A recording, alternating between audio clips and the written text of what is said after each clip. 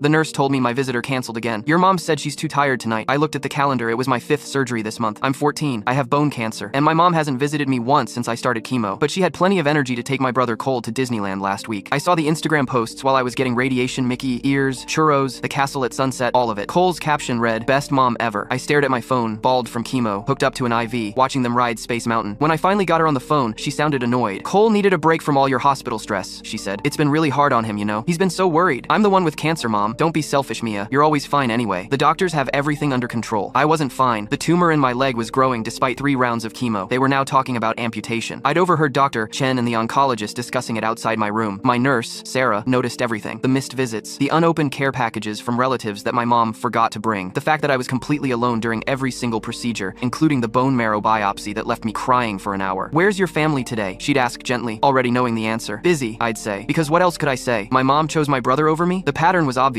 Mom visited Cole's school play, didn't come to my scan results, took him to the beach, missed my port placement surgery, bought him new cleats, forgot to bring my prescribed nausea medication. Even my dad noticed. He worked offshore, 2 weeks on, 2 weeks off. During his last visit, he asked me, "Where's your mother?" Cole had a tournament. His face darkened. Of course she did. Then came surgery number 5, the big one. 8 hours to remove the tumor and reconstruct my femur with a metal rod. They needed to save my leg. The surgeon explained everything to my empty hospital room. Sarah held my hand instead. "You're going to do great," she whispered. "I'll be right here when you wake up." I went under, terrified and alone. When I woke up groggy 8 hours later, my leg was still there, wrapped in bandages and elevated. Sarah was sitting beside my bed like she promised. "Did they call my mom?" I asked, voice scratchy. Sarah's expression shifted. "Your mom called us," she said quietly. "She's at Cole's soccer tournament. It's the semifinals. She said she'd try to visit tomorrow." Try to visit. After an 8-hour cancer surgery, I started crying. Not from pain, they had me on good meds, but from the realization that I would never be enough for her. Sarah squeezed my hand. "Mia, I need to tell you something. I'm a mandatory reporter. Do you know what that means?" I nodded slowly. "What's happening to you isn't okay. You're a minor going through cancer treatment, and your primary guardian has essentially abandoned you. That's medical neglect. She's just busy with Cole." "No." Sarah's voice was firm but kind. "She went to Disneyland. She's at soccer tournaments. She's making choices, and those choices don't include you when you need her most." The social worker arrived the next morning, a woman named Mrs. Patterson with kind eyes and a thick folder. Then CPS. Then a detective who asked me to describe the last 2 months in detail. I told them everything. Every missed visit, every excuse. The Instagram posts from Disneyland while I was getting scans. The soccer games during my surgeries. The detective took notes silently. Mrs. Patterson looked sadder with every word. "Turns out, abandoning your minor child during active cancer treatment while taking their sibling on vacation and to recreational activities counts as medical neglect and emotional abuse." Mom showed up finally, not to see me, but to argue with the social worker in the hallway. I could hear her through the door. "This is ridiculous. I have 2 children. Cole needs me too." "Ma'am," Mrs. Patterson said calmly, "one of your children has cancer. The other plays soccer. Those are not equivalent needs." 2 weeks later, I was placed with my Aunt Rachel. She took a leave from work to stay with me. She's been there for every appointment, every scan, every hard conversation since. My leg is healing. The tumor's gone. I'm finally safe. Cole's Instagram is private now. Mom's facing court-ordered family therapy and supervised visitation